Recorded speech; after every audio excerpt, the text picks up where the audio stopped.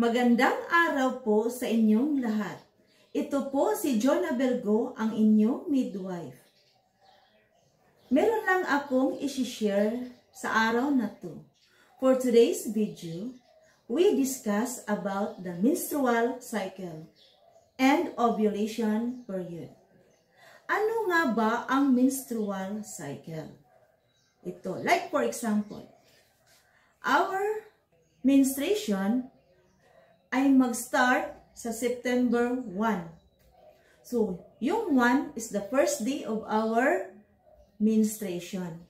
So, September 1, 2, 3, 4, 5, 6, 7. So, yung 7 days, ito na po yung menstrual period or menstruation period nating mga babae. So, 7 days. Pagkatapos, pagka 8 days, so 8, 9, 10, 11, 12, 13, 14, 15, 16, 17, 18, 19, 12 days.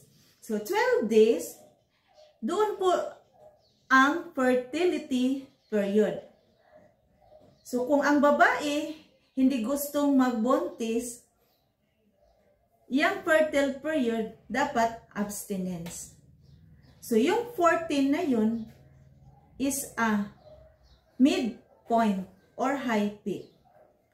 And then, pagkatapos ng 19 days, punta tayo sa ika-20 days. So, 20, 21, 22, 23, 24, 25, 26, 27, 28, 29, 30.